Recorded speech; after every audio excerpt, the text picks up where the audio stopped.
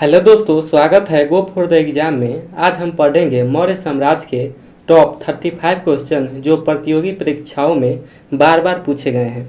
प्रथम प्रश्न है, मौर्य साम्राज्य की स्थापना किसने किया था? तो मौर्य साम्राज्य की स्थापना चंद्रगुप्त मौर्य ने किया था और यह घनानंद को हराकर किए थे। नेक्स्ट है, मौर्य साम्राज्य में प्रचलित मुद्रा का नाम क्या था?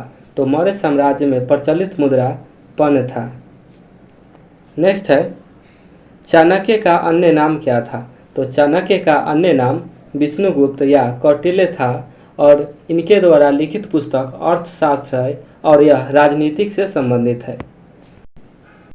नेक्स्ट, निम्नलिखित में से प्राचीन राजवंश कौन सा है? तो प्राचीनतम राजवंश मौर्य वंश है। नेक्स्ट है, कौटिल्य या चाणक्य किसका प्रधानमंत्री था?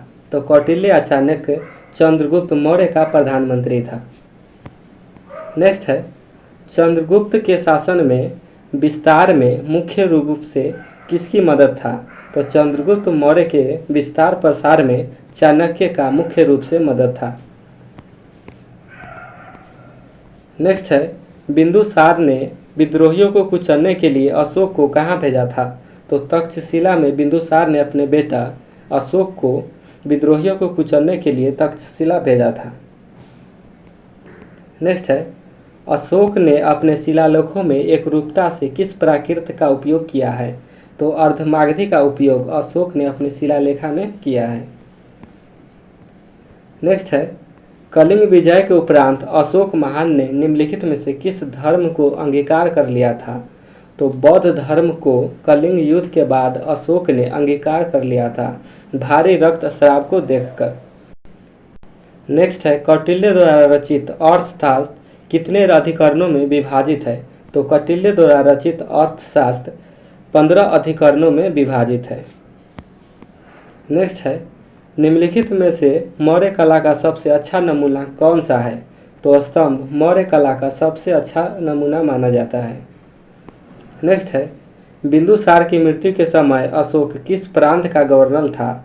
तो बिंदुसार की मृत्यु के समय अशोक उज्जैन का गवर्नर था और जब बिंदुसार गद्दी पर बैठा था तब यह अवंती के राज्यपाल था। अशोक अवंती के राज्यपाल था। नेक्स्ट है, श्रीनगर की स्थापना किस मौर्य शासक ने किया था? तो श्रीनगर की स्थापना अशोक ने किया था। नेक्स्ट है, चंद्रगुप्त मौर्य ने सेल्यूकस निकेटर को कब पराजित किया था? तो 305 ईसा पूर्व में चंद्रगुप्त मौर्य ने सेल्यूकस निकेटर को पराजित किया था और सेल्यूकस निकेटर ने अपने पुत्री कार्नेलिया की शादी चंद्रगुप्त मौर्य से कर दी और चंद्रगुप्त मौर्य को 4 प्रांत काबुल, कंधार, हेरात और मकरान दिया था। याद रखिएगा। नेक्स्ट है, प्रसिद्ध यूनानी राजदूत मेगास्थनीज भारत में किसके दरबार में आया था? तो प्रसिद्ध मेगास्थनीज भारत में चंद्रगुप्त मौर्य के दरबार में आया था और मेगास्थनीज इंडिका नामक पुस्तक के लेखक है जिसमें पाटलिपुत्र के बारे में वर्णन है।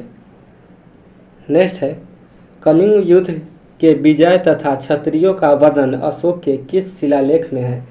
तो कलिंग युद्ध के क्षत्रियों का वर्णन अशोक के शिलालेख 13वां में है। याद रखिएगा। नेक्स्ट है, अशोक के शिलालेख को पढ़ने वाले प्रथम अंग्रेज कौन था? तो अशोक के शिलालेखों को पढ़ने वाले प्रथम अंग्रेज जेम्स प्रिंसेप थे। नेक्स्ट है, सांची का स्तूप किसने बनवाया था? तो सांची का स्तूप अशोक ने बनवाया था। नेक्स्ट है, मेगास्थनीज ने भारत समाज को कितने श्रेणियों में विभाजित किया था? तो मेगास्थनीज ने भारतीय समाज को 7 श्रेणियों में विभाजित किया था। नेक्स्ट है, मेगास्थनीज की पुस्तक का नाम क्या है? तो मेगास्थनीज के पुस्तक का नाम इंडिका है और इसमें पाटलिपुत्र के बारे में और भारत के बारे में वर्णन किया गया है। नेक्स्ट है, मौर्य काल में शिक्षा का सर्वाधिक प्रसिद्ध केंद्र कौन था? तो मौर्य काल में शिक्षा का सर्वाधिक प्रसिद्ध केंद्र तक्षशिला था। नेक्स्ट है, नंद वंश के बाद मगध साम्राज्य पर किस राजवंश ने शासन किया था?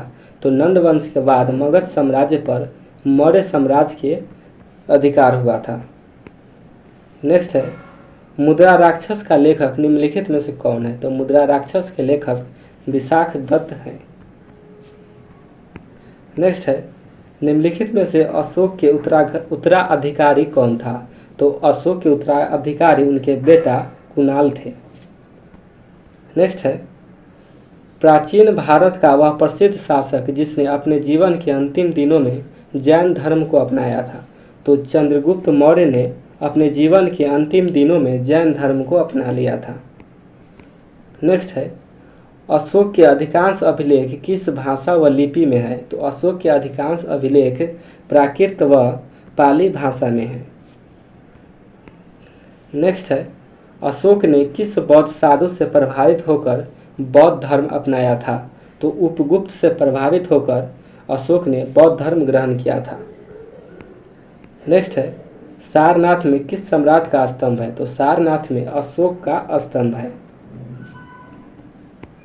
नेक्स्ट है, अशोक ने बौद्ध धर्म के प्रचार प्रसार के लिए किसको श्रीलंका भेजा था? तो अपने बेटे महेंद्र और अपनी पुत्री संघमित्रा को श्रीलंका में प्रचार प्रसार के लिए भेजा था। यानी कि आंसर हो जाएगा ए और बी दोनों, महेंद्र और संघमित्रा। नेक्स्ट है, चंद्रगुप्त मौर्य ने अपने अंतिम दिन कहाँ गुजारे थे? तो चंद्रगुप्त मौर्य ने अपने अंतिम दिन श्रवण बेलगोला में गुजारे थे और इनकी मृत्यु 298 ईसा पूर्व में हो गई थी। कहाँ पर? श्रवण बेलगोला। नेक्स्ट है, मौर्य वंश का अंतिम शासक कौन था? तो मौर्य वंश का अंतिम शासक बृहद्रथ था।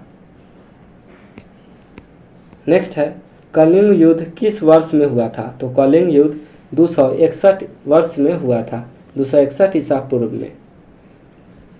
नेक्स्ट है, निम्नलिखित में से वह व्यक्ति कौन था जिसका नाम देववान प्रियदर्शी भी था?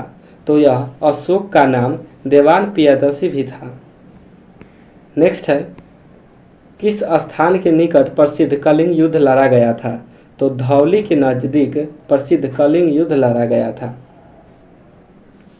नेक्स्ट है, किसके शासनकाल में डायमेकस भारत आया था? तो यह बिंदुसार के शासनकाल में डायमेकस एक यात्री था जो भारत आया था। अगर यह हमारा वीडियो अच्छा लगा हो तो लाइक शेयर एंड सब्सक्राइब करें और इसका सारा PDF हमारे टेलीग्राम के ऊपर गो फॉर द एग्ज़ाम पर आपको मिल जाएगा।